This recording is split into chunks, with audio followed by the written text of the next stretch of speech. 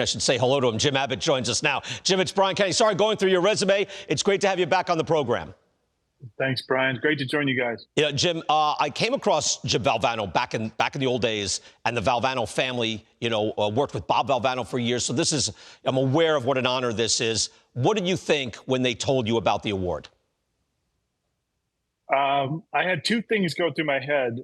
I was very, very honored, and then I was very, very scared. Having been a big fan of the ESPYs and the Jimmy V award and the iconic winners, the iconic speeches. I mean, people have some of those Jimmy V's speech memorized, and then of course Stuart Scott. So I was very nervous about getting up there on stage and trying to accept that award and try to fill those shoes. Well, you were tremendous during that speech, during the whole thing. Really, I know Bob Costas made sure he wanted to tell you how inspirational it was.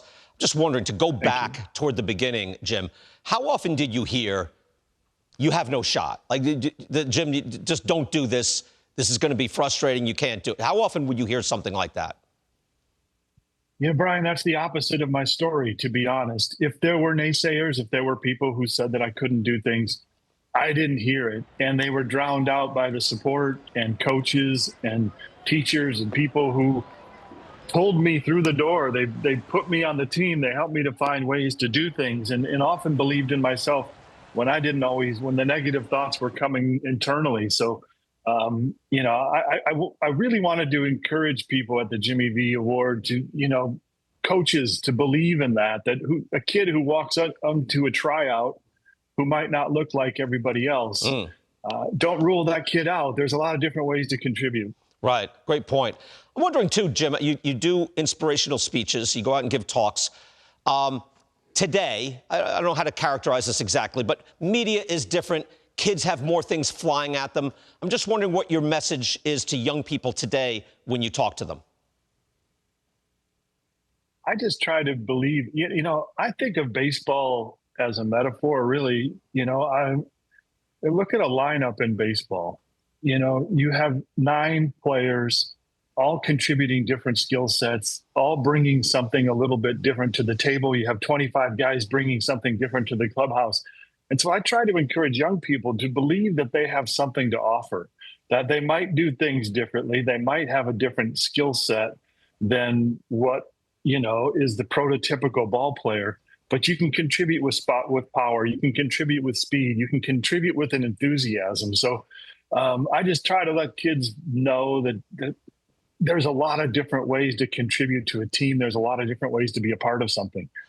Beyond obvious talent, Jim, like physical skills, all that, obviously, it's a factor. I'm just worried because my exposure to major league players, and we have Joey Votto, Jake Peavy here today, like there is a level of professionalism and polish that you see, right? It's not just hyperbole, like a major leaguer. What separates a major leaguer? What would you tell people about operating at the highest level? Well, please say hi to those two. I'm a big fan of both of them. Joey gives you a thumbs up, personally and professionally. Very cool. I think they would tell you it's the mental side of the game. You get to a certain point. The game is played at a speed. I made a comeback with the Chicago White Sox. I got released. I was out of baseball, and I had a chance one summer, very late in my career, to play at A-ball, AA, AAA, and major leagues. And so I got to see up close and personal the difference in those levels consecutively, almost, within a couple months. Yeah. And what struck you was the speed of the game. Everybody can make the plays, but the players are faster. The game is faster. The velocity is faster. So I think the difference is being able to mentally slow the game down as you advance up the ladder of professional baseball. It's funny because I called some minor league games years and years and years ago. But I remember watching and saying, hey, these are great college kids.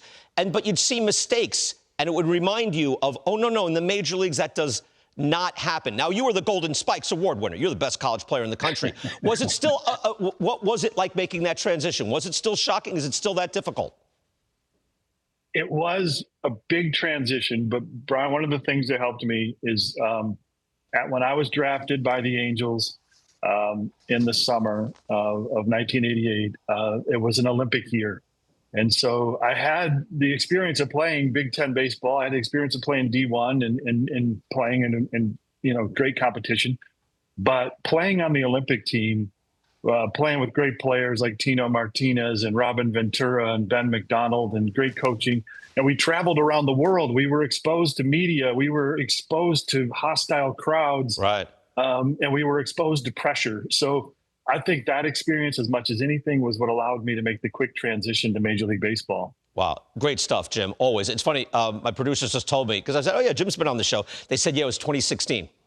10 years ago. So it's been a while. It's been a while. I must not have done well. Just a couple of That's terrible now. Bob, you see what he did? He pot-shotted. Jim Abbott pot-shotted me right there. You deserved it. Bob's very pleased with that. Jim, always great having you on the program. Bob, we'll tell people, too, you have a book that's been out, Imperfect and Improbable Life, that tells your whole story. And Jim, we'll have you back on again sooner, all right? We'll do that. We won't want a decade. I appreciate it, Brian. I appreciate it. Thank you guys so much. Congratulations on the Jimmy V Award. That's a high honor. Thank you.